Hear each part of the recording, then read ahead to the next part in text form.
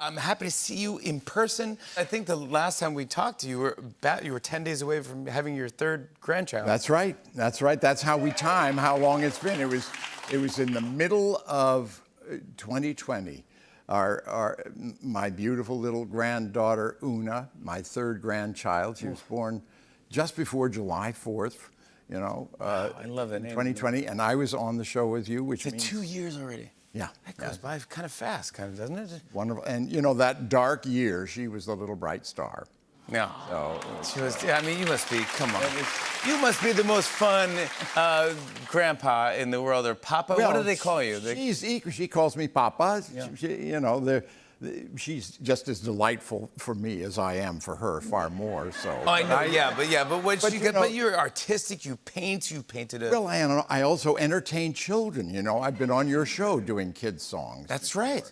So do you have any new songs that you sing to her that she likes? Well, she has a favorite. She's already picking her favorites. She's always asked for the Bee Song, which is a song my father sang to me, and his mother sang to him. So I guess it's been around a long time. I don't know the Bee Song. I'll sing it for you, Jimmy.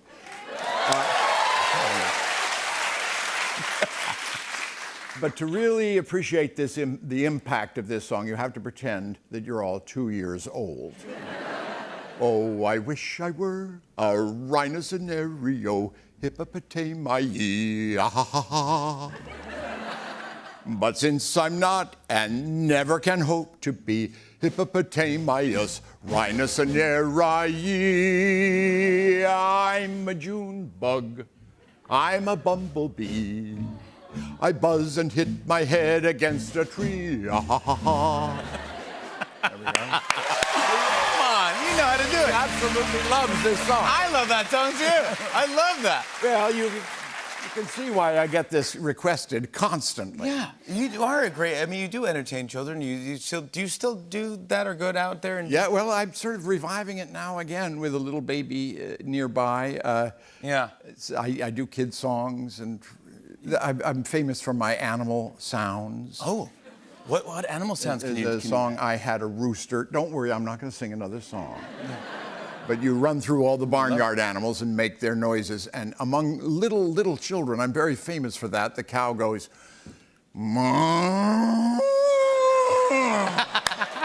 That's it, advanced cow. Yeah. And the horse goes, Come on, that's what you want. That's what you want right there. I've been trying to figure out where to work that into serious drama. Oh. You know? Yeah, talk to me next script. I'll work it in somehow. I wanted to go through a few of your roles just off the top of, I made a little list of things. You played a prime minister, you were Churchill, you played a president, Hillary and Clinton, a reverend in Footloose, a serial killer, Dexter, by the way, unbelievable, a scientist, Manhattan Project, a painter, Love is Strange, and an alien. Third Rock from the Sun. I was asking, do people ever go up to you and like not talk to you like you're John Lithgow and go like, oh, you're Winston Churchill, or you're, you know? Not really. Actually, when I play a really bad character like the Trinity Killer or, you know, my villains, they tend to shy away from me. In fact, I was in I played a horrifying character, a psychopathic character in Brian De Palma's Blowout in the 80s. Oh, yeah. And the weekend it opened in New York, I was living on the Upper West Side, the garbage bin in my apartment building was just opposite the service elevator. And everybody always used the service elevator since it was so much faster than the usual, regular one. So just as I was emptying the garbage, the service elevator door opened behind me.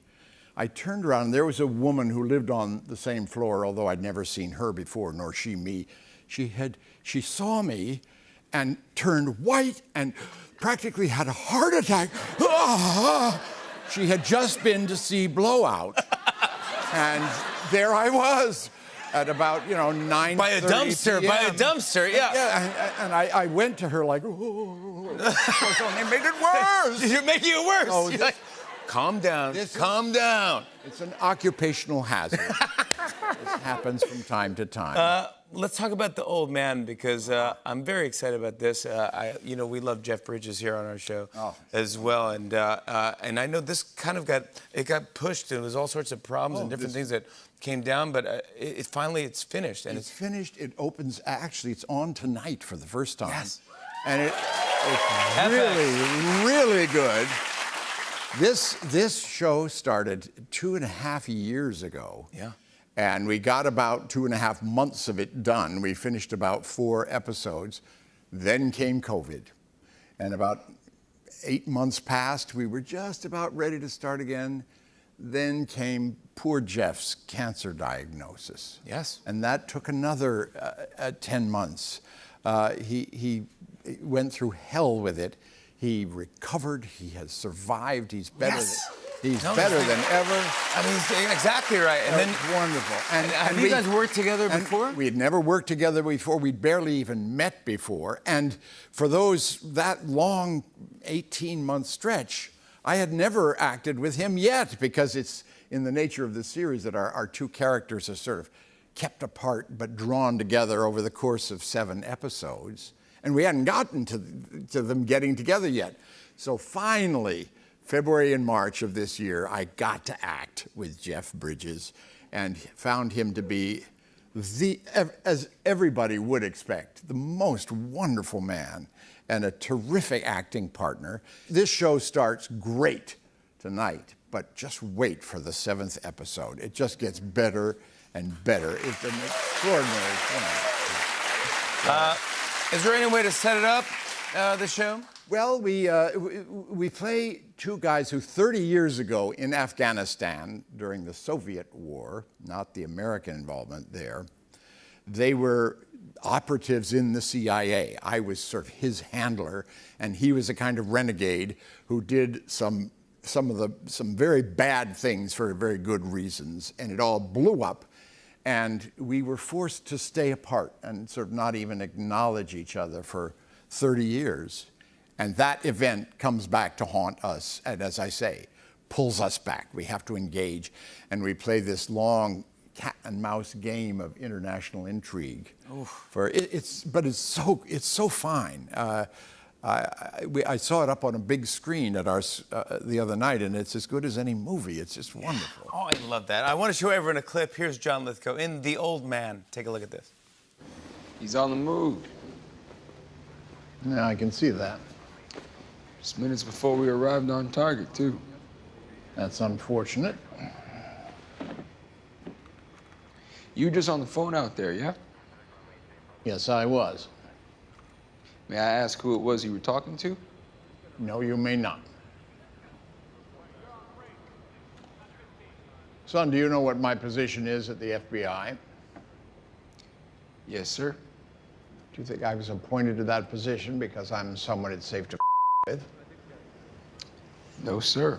Then quit staring at me before I start getting the idea I'm being with. That's exactly right.